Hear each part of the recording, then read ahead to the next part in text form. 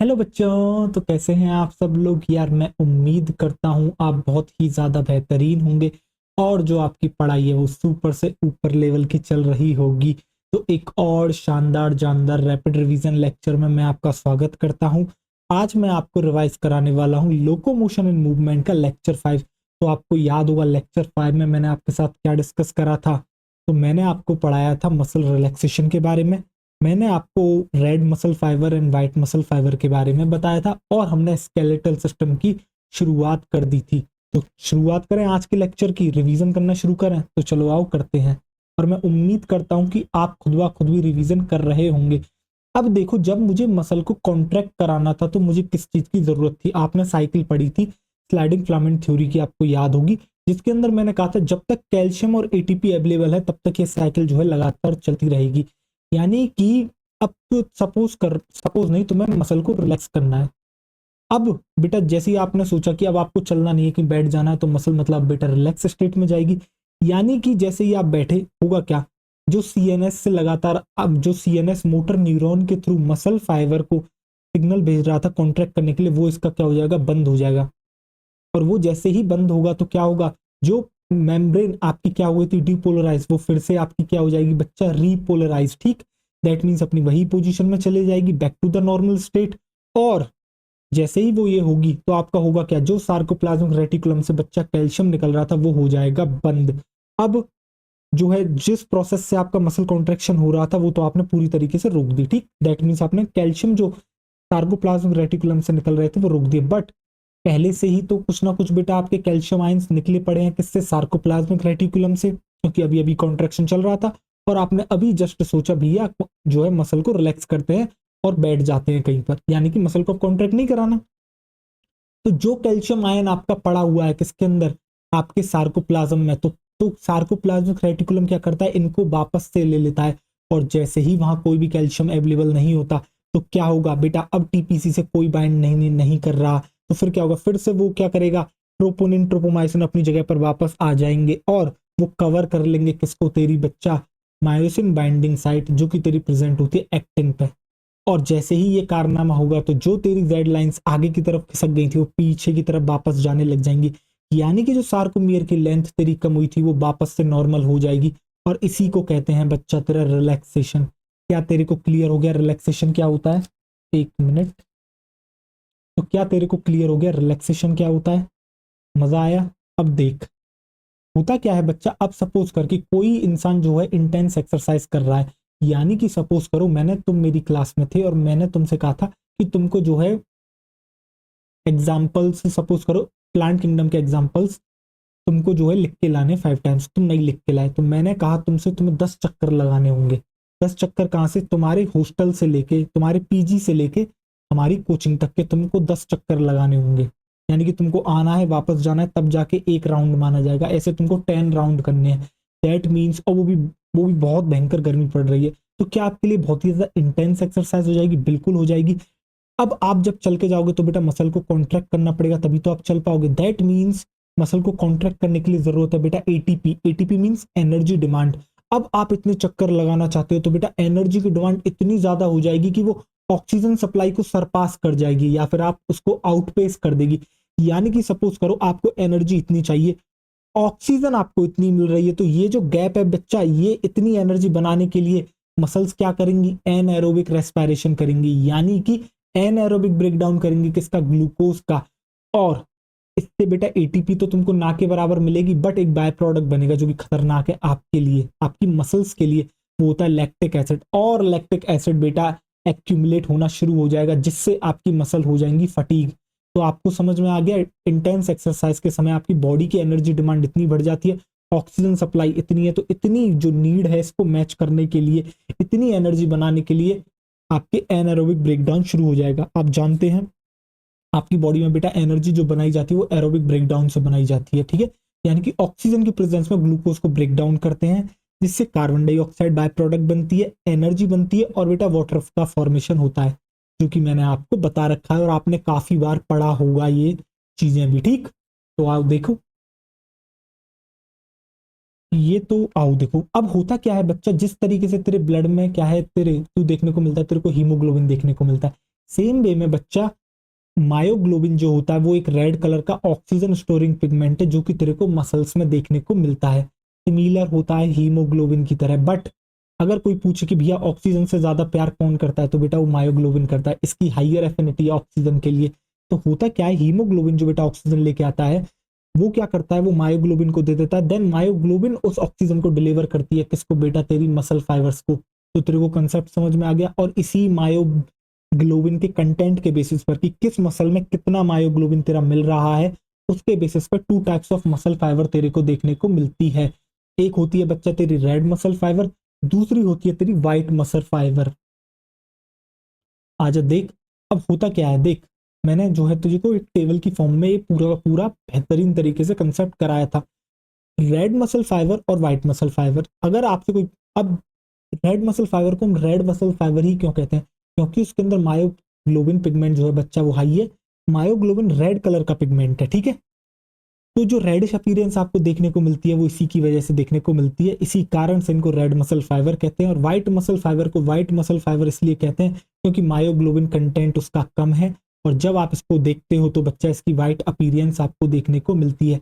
Red muscle fibre में बेटा आपको blood vessels are more extensive, जा काफी ज्यादा ब्लड वेसल्स देखने को मिलती हैं, जबकि व्हाइट मसल फाइबर में आपको कम जो है, आपको लेस एक्सटेंसिव ब्लड वेसल्स का नेटवर्क देखने को मिलता है। अगर आपसे पूछे कि भैया माइटोकॉन्ड्रिया कहाँ ज्यादा होती है, तो बच्चा वो भी होती है तेरी रेड मसल फाइबर में, और व्हाइट मसल फाइबर में कम देखने को मिलती है आपको माइटोकॉन्ड्रिया। अब बेटा माइटोकॉन्ड्रिया कहाँ ज्यादा है, रेड मसल फाइबर में। माइटोकॉन्ड्रिया आपकी काम करती है एरोबिक रेस्पिरेशन का, जब मैं आपको रेस्पिरेशन प्लांट्स पढ़ाऊंगा वहां आपको और अच्छे से समझ में आएगा, और नहीं तो आप ड्रॉपर हो, आपको तो वैसे भी पता होना चाहिए। बट मैं जब भी किसी बच्चे को पढ़ाता हूँ मैं ये मान के चलता हूँ कि इसे कुछ भी नहीं आता, वो बिल्कुल बच्चा जीरो पर है। इससे क्या है, इससे क्या है देखो, मेरी भी प्रॉब्लम खत्म हो जाती है। मैं ये मान के नहीं चलता कि इसको ये चीज आती होगी तो मैं ऐसे ऐसे थोड़ा एडवांस करा दूं, पर बिल्कुल जीरो मान लो, टीचर बिल्कुल सामने वाले को जीरो मान लेगा तो वो बिल्कुल बेहतरीन तरीके से अपना कंसेप्ट डिलीवर करेगा।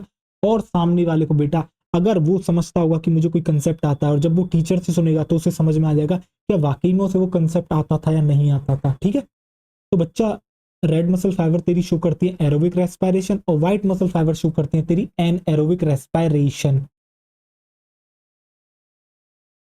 अब देख तेरी नेक्स्ट स्लाइड पर, अब हम जब बात करते हैं बेटा सार्कोप्लाज्मिक रेटिकुलम पर, तो जब तू रेड मसल फाइबर को देखता है तो वहां पर तेरे को देखने को मिलता है सार्कोप्लाज्मिक रेटिकुलम कम, बट लेकिन व्हाइट मसल फाइबर में सार्कोप्लाज्मिक रेटिकुलम होता है बच्चा तेरा ज्यादा। जो तेरी रेड मसल फाइबर होती है तो बच्चा वो स्लो कॉन्ट्रेक्शन रेट कर शो करती है, यानी कि जो वहाँ कॉन्ट्रेक्शन होता है काफी स्लो रेट से होता है, और जब बच्चा कॉन्ट्रेक्शन स्लो हो रहा है तो उसका जो ड्यूरेशन होगा वो काफी ज्यादा आपका क्या होगा, लंबा होगा। तो आपको समझ में आ गया, रेड मसल फाइबर में आपको स्लो कॉन्ट्रेक्शन रेट देखने को मिलता है, उसी वजह से मसल फाइबर कॉन्ट्रैक्ट करती है लंबे पीरियड के लिए। तो जो आपके क्या होते हैं, जो आपके बच्चा मैराथन रनर होते हैं वो इस तरह की एक्सरसाइज करते हैं कि ओवर द टाइम वो डेवलप कर लेते हैं रेड मसल फाइबर्स को बेटा अपनी थाई मसल्स के अंदर, जिससे कि बेटा वो उनकी स्लो कॉन्ट्रेक्शन रेट होती है, वो मसल कॉन्ट्रैक्ट लंबे समय तक करती है, और फटीग भी बहुत कम, मतलब फटीग इतनी जल्दी नहीं आता, समय लगता है वहां फटीग आने में। जबकि जो व्हाइट मसल फाइबर होती है बच्चा वो तेरी फास्ट कॉन्ट्रेक्शन रेट स्लो करती है, और अगर फास्ट कॉन्ट्रैक्ट कर रही है तो वो शॉर्टर पीरियड के लिए कॉन्ट्रैक्ट करेगी, और फटीग भी वहां पर जल्दी आएगा। अब कोई muscle fast contraction rate show कर रही है तो बच्चा ये बात करी जा रही है आपकी स्प्रिंट रेसर की, जैसे कि उसेन बोल्ट 100 मीटर की रेस दौड़नी है, कम से कम समय में दौड़नी है, तो बहुत जल्दी से भगना होगा, यानी कि मसल का कॉन्ट्रेक्शन रेट काफी ज्यादा तेज होना चाहिए, और तेज होगा तो बेटा शॉर्टर पीरियड के लिए होगा। तो ऐसे एथलीट जो स्प्रिंट रेस करते हैं बच्चा, वो ओवर द टाइम उस तरह की प्रैक्टिस करते हैं कि उनकी थाई मसल्स में व्हाइट मसल फाइबर्स ज्यादा आपको देखने को मिलती है, ठीक है। और फटीग भी इनके अंदर जल्दी आ जाता है, ये लोग लंबे समय तक के लिए नहीं दौड़ सकते हैं। आपने कभी देखा है, कभी कोई रेस होती है जनरली आपने देखा होगा, कोई इंसान, सपोज करो मैं उसको किसी भी तरह की ट्रेनिंग नहीं करा रहा हूं, मैंने दो बच्चे लिए, आप सपोज करो मेरी क्लास में पढ़ते थे, मैंने दो को उठाया और मैंने कहा तुम लोगों को 2 किलोमीटर दौड़ना है, ठीक है, दो नहीं चलो 5 लेते हैं, 5। तो एक बच्चे ने बड़ा अच्छा दिमाग लगाया, एक ने कहा यार शुरुआत में कम स्पीड से दौड़ेंगे जिससे कि 1.5 किलोमीटर तक सेम पेस को मैच कर सकें, लास्ट के 500 मीटर में तेजी पकड़ लेंगे, ठीक है, या फिर लास्ट के 300 मीटर में तेजी पकड़ लेंगे। दूसरे ने दिमाग लगाया मैं तेजी से ही भगता हूँ पूरा 2 किलोमीटर, तो पता है कौन जीतेगा इसमें बेटा? पहली अप्रोच वाला। क्यों? क्योंकि उसकी कोई एज सच मसल्स पे डेवलप नहीं है, उसके पास कोई मेमोरी नहीं है, समझ रहे हो, मसल मेमोरी। तो होता क्या है, उसने सही अप्रोच यूज करी। दूसरा वाला क्या करा, जल्दी करा, जल्दी में शुरुआत में तेजी से भगा, तो इससे क्या होता है बेटा, फटीग जल्दी आ जाएगा। ठीक है, ये तो मैं उनकी बात कर रहा हूँ जो किसी भी प्रकार की कोई भी ट्रेनिंग नहीं करते हैं। ठीक, जनरली आपने देखा होगा जो लोग स्लो भगते हैं और अंत में पेसअप करते हैं वो मैक्सिमम जीतते हैं। मैराथन की बात कर रहा हूँ बेटा मैं। अब देखो इसके एग्जाम्पल भी आपको दे रखे हैं। तो जैसे कि बेटा ये जो मेरी बैक एक्सटेंसर मसल है, मैं यहाँ बैठ के आराम से पढ़ा पा रहा हूँ, लंबे समय तक पढ़ा पा रहा हूँ, ये इतनी जल्दी थकती नहीं है। क्यों? क्योंकि रेड मसल फाइबर है। ठीक है, जबकि आई वॉल्स, इसको बेटा हिलाओ तुम इसकी मसल को, तुम देखोगे कुछ देर के बाद, जस्ट कुछ ही देर के बाद आप देखोगे आपको एकदम से यहाँ पर महसूस होगा भैया ये थक चुकी है और अब मैं इसमें मूवमेंट नहीं कर सकता। इसलिए वहां पर क्यों नहीं कर पाते हो आप मूवमेंट?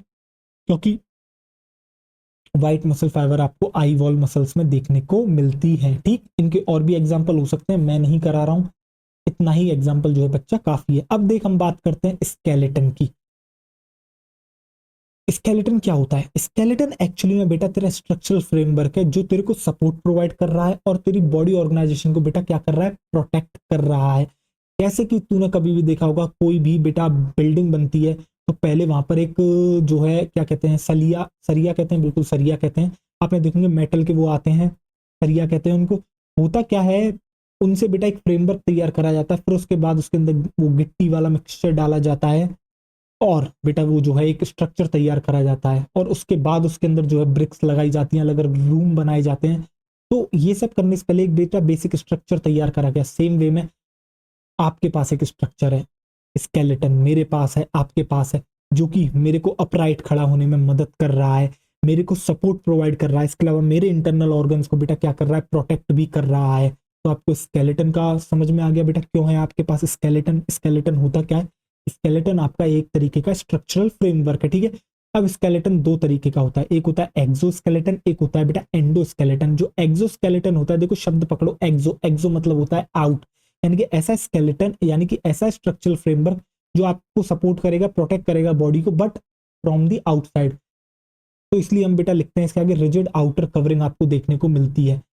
जनरली आपको ये इनवर्टिब्रेट्स में देखने को मिलता है, एंडोस्केलेटन वर्टिब्रेट्स में जैसे कि हमारे अंदर देखने को मिलता है। एंडो का मतलब होता है बच्चा इन, तो यहाँ पर तेरे को इंटरनल फ्रेमवर्क देखने को मिलेगा बेटा किसका, बोन्स का और कार्टिलेज का, जिसके अंदर मेजरली तेरे को बोन्स देखने को मिलेंगी और फ्यू कार्टिलेजेस देखने को मिलती हैं। तो देख जब मैं ह्यूमन स्केलेटल सिस्टम की बात करता हूं तो बच्चा अपना एंडोस्केलेटन इससे मिलके बना हुआ है, अपना बोन्स से मेजरली, तो फ्यू कार्टिलेजेस उसके अंदर क्या है बच्चा तेरी प्रेजेंट है। ठीक, अब देख इसके बाद हम बात कर लेते हैं बेटा बोन और कार्टिलेज के बारे में। क्या होता है बोन और कार्टिलेज? तो दोनों के दोनों एक जो है आपके स्पेशलाइज्ड कनेक्टिव टिश्यू है। अगर मैं बात करता हूँ बोन्स के मैट्रिक्स की, अब किसी के मन में आएगा मैट्रिक्स क्या होता है, तो बेटा ये जो तेरे सेल के अलावा और कंपोनेंट प्रेजेंट होते हैं इसको मैट्रिक्स कहते हैं। ठीक है, एक्स्ट्रा सेलुलर ही मैट्रिक्स कहलाता है, यानी सेल के अलावा। तो देख ये क्या होता है बच्चा, तेरा बोन्स होती है तेरी हार्ड, कभी बोन देखी, हड्डी देखी है? कोई अगर नॉन वेज खाता होगा, मैं तो बेटा नहीं खाता, तो उसने कभी देखा हो तो बेटा बोन कितनी हार्ड होती है, समझ रहे हो, बोन काफी ज्यादा हार्ड होती है, आपने बोन देखा भी होगा। और बेटा नॉन प्लाएबल होती है, आप उसको ये मोड़ नहीं सकते, बोन या तो टूट ही जाएगी, अगर आपने फोर्स लगाया तो बोन दो हिस्सों में इस तरीके से बेटा यहाँ टूट जाएगी, बट कभी भी बोन मुड़ेगी नहीं। ठीक है, क्यों नहीं वो मुड़ पाती, क्यों है वो इतनी हार्ड, क्यों है वो नॉन प्लाएबल? क्योंकि बेटा वहां पर आपके डिपोजिशन देखने को मिलता है कैल्शियम साल्ट का, जैसे कि कैल्शियम कार्बोनेट, मैग्नीशियम कार्बोनेट, जिसमें मेजरली कैल्शियम कार्बोनेट आपका होता है। जबकि मैं कार्टिलेज के मैट्रिक्स की बात करता हूं तो बच्चा ये सॉफ्ट और प्लाएबल होता है। क्यों? क्योंकि वहां पर आपको कॉन्ड्राइटिन सॉल्ट देखने को मिलता है, जैसे कि कॉन्ड्राइटिन सल्फेट। जैसे कि बेटा देख यहाँ पर कार्टिलेज है, देख नोज यहाँ पर कार्टिलेज है, इसके अलावा याद कर ट्रैकिया के अंदर ही मैंने तेरे को कार्टिलेज के बारे में बताया था। ठीक, जो तेरे को सी शेप रिंग बताई थी मैंने। अब देख बेटा बोन्स में क्या आता है, तेरा बोन्स प्रोवाइड करती है सपोर्ट, प्रोटेक्शन और तेरी मूवमेंट में मदद करती है। जबकि कार्टिलेज क्या कर रहा है, देख कार्टिलेज भी तेरे को सपोर्ट प्रोवाइड करा रहा है, कुशनिंग प्रोवाइड कर रहा है और बेटा some degree of flexibility provide कर रहा है। जैसे कि देख nose, some degree of flexibility, देख ईयर दिख रहा है तेरे को, ट्रैकिया बेटा, तो इसके अंदर आपको देखने को मिलता है बच्चा कार्टिलेज। और बोन्स के तो बेटा कई सारे एग्जाम्पल है ही है। ठीक है, देख अब हम जो है बेटा क्या करते हैं, स्केलेटल सिस्टम को दो हिस्सों में डिवाइड करते हैं। तो बेटा इन टोटल एक ह्यूमन बीइंग के अंदर, एक एडल्ट ह्यूमन बीइंग में बेटा 206 बोन्स आपको देखने को मिलती हैं। ठीक है, अब जब आप ये 206 बोन्स की बच्चा बात करते हो तो ये दो हिस्सों में आपकी डिवाइडेड होती हैं। एक होता है एक्सियल स्केलेटल सिस्टम, दूसरा होता है आपका बच्चा अपेंडिकुलर स्केलेटल सिस्टम। अब देख मैं तेरे को इमेज से दिखाता हूँ, तो जरा ध्यान से देख, क्या बीच में तेरे को बेटा पूरा का पूरा जो है ह्यूमन बीइंग दिख रहा है, ह्यूमन स्केलेटन सिस्टम एनाटमी जो है लिख रहा है वहां पर, बीच में पूरा ह्यूमन बीइंग दिख रहा है। अब इसमें से मैंने क्या करा बेटा, दोनों हाथ दोनों पैर और इनको जो जोड़ रहे हैं मेरे इससे बीच वाले पोर्शन से, मेरे एक्सियल स्केलेटन से मैंने इनको अलग कर दिया, तो ये कहलाते हैं तेरे अपेंडिकुलर स्केलेटल सिस्टम। और देख एक्सियल में तेरा क्या क्या आ गया, एक्सियल में तेरा बेटा पूरा का पूरा सिर आ गया। तो ये जो तेरे को जनाब दिख रहे हैं on the right hand side, ठीक है, तो बच्चा ये है तेरा एक्सियल स्केलेटल सिस्टम। और जो लेफ्ट हैंड साइड पर तेरे को दिख रहा है वो है तेरा अपेंडिकुलर स्केलेटल सिस्टम। ठीक है, अब देख, अब देख जरा ध्यान से, तो बच्चा तेरा स्केलेटल एक्सियल स्केलेटल सिस्टम में आती है तेरी 80 बोन्स। तो बेटा बची कुची जो 206 में से आप 80 हटा दोगे तो अपेंडिकुलर में कितनी चलेगी आपकी 126। अब मैं एक्सियल की बात करता हूं तो बेटा देखिए पूरा हेड दिख रहा है तेरे को, ये एक्सियल में आ गया। ठीक है, इसके अलावा बेटा तेरी पीछे बैकबोन वर्टिब्रल कॉलम उसके अंदर आ गया, तेरी आगे की रिप्स और तेरी स्टर्नम, ये सब तेरा एक्सियल स्केलेटल सिस्टम में आता है। एक्सियल में टोटल हड्डी होती है तेरी 80, जिसमें से 29 यानी 29 तो तेरी हेड में है, 26 तेरे वर्टिब्रल कॉलम में है, रिप्स में तेरी 24 है, स्टर्नम में तेरी बेटा 1 है। ठीक, जब मैं बात करता हूं बेटा किसकी, तेरे अपेंडिकुलर स्केलेटल सिस्टम की, तो यहां पर तेरे को देखने को मिलती है 126 बोन्स, जिसमें से जो तेरी लिम्ब बोन्स होती हैं वो 120 होती हैं। तो ये लिम्ब बोन्स का क्या मतलब है बेटा, लिम्ब बोन्स मतलब फोर लिम्ब और हाइंड लिम्ब की बात चल रही है, यानी कि बेटा तेरे पैर और हाथ की बात हम यहाँ पर कर रहे हैं। दैट मीन्स बेटा 120 बोन्स तेरे हाथ और पैर के अंदर प्रेजेंट है। देख 30 तेरे लेफ्ट हैंड में, 30 तेरे राइट हैंड में, 30 तेरे बेटा लेफ्ट लेग में, 30 तेरे राइट लेग में, प्लस कर ले 120 आएंगी तेरी। ठीक है, दूसरी होती है बेटा गर्डल बोन्स, जो कि इन्हीं लिम्ब बोन्स को बेटा जोड़ने का काम करती हैं, किसके साथ, एक्सियल के साथ। तो गर्डल बोन्स होती हैं तेरी बेटा 6। अब देख आगे फर्दर, और जब हम बेटा बात करते हैं तेरे किसकी, हेड की, तो हेड में तेरे को देखने को मिलती है 29 बोन्स, जिसमें से स्कल में होती है 22 बोन्स। और स्कल भी बेटा आपका दो पार्ट से मिलकर बना हुआ है, एक तो है क्रेनियम यानी कि ब्रेन बॉक्स जिसने ब्रेन की कवरिंग बना रखी है, जिन बोन्स ने आपकी ब्रेन की कवरिंग बना रखी है। दूसरा बेटा फेशियल, ये दिख रहा है ये पूरा फेस, इसकी भी तो बेटा क्या है आपकी बोन्स हैं, तो इनको कहते हैं फेशियल बोन्स। फेशियल बोन्स होती हैं 22 में से 14। तो बेटा क्रेनियम के लिए कितनी बची आपकी 8 बोन्स। फिर बेटा होते हैं ईयर ऑसिकल्स, आपके मिडल ईयर में, आपके left middle ear right middle ear में आपको तीन तीन टाइनी बोन्स देखने को मिलती हैं, यानी 3 बोन्स यहाँ 3 बोन्स यहाँ, बहुत ही टाइनी होती हैं, उनको कंबाइंडली कहते हैं बेटा ईयर ऑसिकल्स। और फिर बकल कैविटी के बेटा बेस पर यहाँ पर एक यू शेप्ड आपको बोन देखने को मिलती है, जिसको आप कहते हो बच्चा हायोड बोन। इसके बाद हम बात करते हैं बेटा लिम्ब बोन्स की। तो लिम्ब बोन्स में एक तो फोर लिम्ब आता है, एक हाइंड लिम्ब आता है। फोर लिम्ब यानी कि बेटा अपर अपर लिम्स की बात चल रही है आपके, यानी कि आपके हैंड्स की बात चल रही है। ठीक है, दूसरी तरफ बेटा लोअर लिम्स या हाइंड लिम्ब का मतलब है आपके लेग्स की बात चल रही है। तो 30+30 30+30 आपको पता है इसका मतलब क्या है, यानी 30 हड्डी ये रही, 30 हड्डी ये रही, 30 हड्डी बेटा राइट लेग में, 30 हड्डी मेरे लेफ्ट लेग में। गडल बोन्स की बात करता हूं तो बेटा पेक्टोरल गडल आ जाता है आपका 2+2 के फॉर्मेशन में आपको देखने को मिलती है, यानी कि 2 बोन्स यहाँ है, 2 बोन्स आपकी यहाँ है। ठीक है, पेल्विक गर्डल यानी कि बेटा हिप गर्डल की बात चल रही है, जो कि आपके लेग्स को जोड़ने में मदद करेगा, किससे, आपके बेटा एक्सियल स्केलेटन से। ठीक है, तो बेटा ये जो पेल्विक गर्डल होता है इसकी 1+1 के फॉर्मेशन में आपको देखने को ये मिलती है। और पेक्टोरल गर्डल क्या करेगा, आपके जो दोनों फोर लिम्स हैं बेटा इनको जो है क्या करेगा, जोड़ने में मदद करेगा, किसके साथ, आपके एक्सियल स्केलेटन के साथ। तो आपको समझ में आ गया, और ये लेक्चर बच्चा मैंने आपको यहीं तक पढ़ाया था। मैं उम्मीद करता हूं आपको बेहतरीन तरीके से लेक्चर समझ में आया होगा। तो बच्चा मिलते हैं अगले लेक्चर में, तब तक तू अपना ढेर सारा ख्याल रख, पढ़ाई करता रहे, ऑल द वेरी बेस्ट, और रिवीजन करता रहे बच्चा, रिवीजन करना बहुत ही ज्यादा जरूरी है। ठीक, मिलते हैं अगले लेक्चर में, तब तक के लिए ख्याल रख अपना।